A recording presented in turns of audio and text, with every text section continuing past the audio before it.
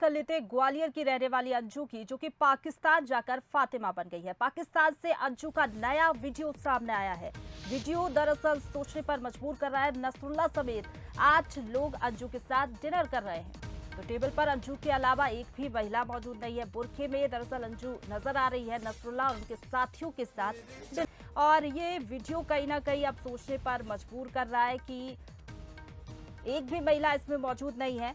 पाकिस्तान के तो ये संस्कार नहीं है। पति समेत 8 पुरुषों के साथ फातिमा का डिनर देखने को मिला है। डिनर टेबल पर अकेली महिला फातिमा मौजूद है।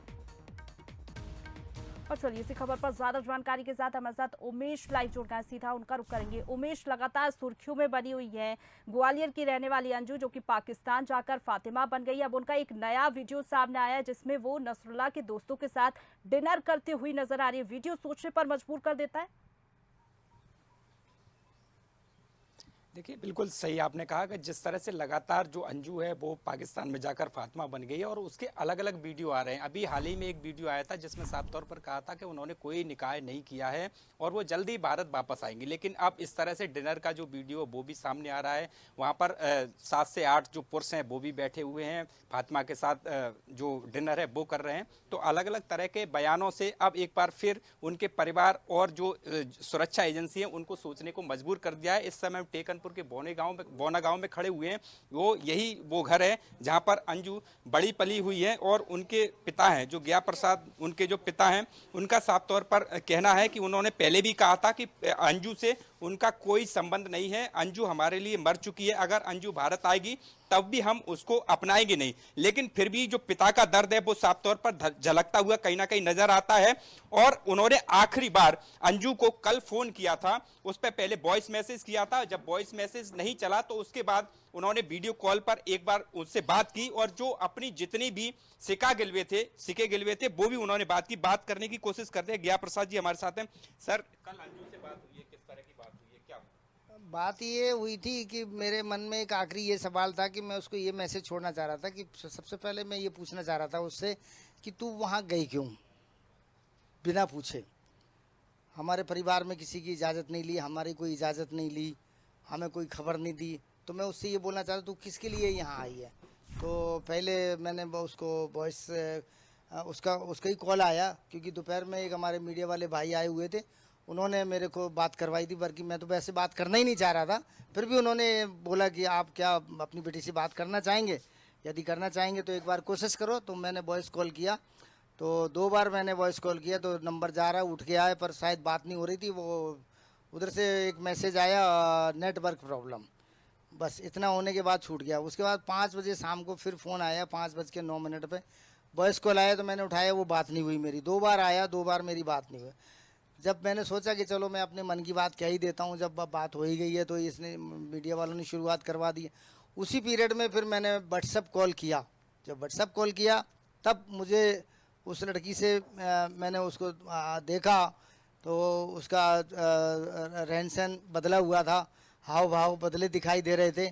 और उसने ये बात सोचा भी नहीं था कि उसने सोचा था कि वॉइस कॉल में बात करेंगे तो देख नहीं पाएंगे, पर मेरे दिमाग में ये आया कि मैं एक बार इसको देख लूं। और जो जिन दुनिया से जाहिर आए या मेरे चला ही गया तो इससे मुझे कोई इच्छा नहीं थी। पर मेन चीज़ मेरे अंदर ये थी कि मैं उसको कुछ मैसेज छोड़ना चाह रहा था।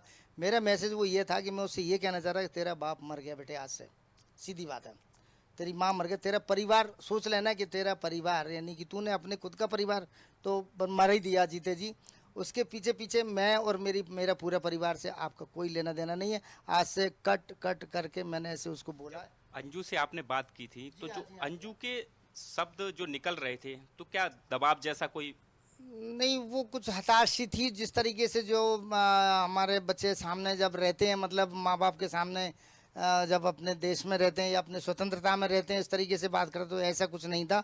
एक डरावना सा उसका चेहरा बन रहा था और तो उस चेहरे से साफ जाहिर झलक रहा था कि ये जो बोल रही है।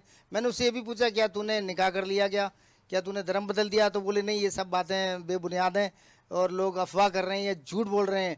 यहाँ पर कहीं भी बाहर निकलना पड़ता तो यहाँ के रहन सहन के मुताबिक निकलना पड़ता है। तो मैंने इससे पूछा तू किसके लिए इधर आया, इधर नहीं आना चाहिए था तेरे को, ये गलत है, और फिर भी अगर तूने ये आ ही गई है तो अब मेरी तरफ से तेरे लिए मैं मर गया।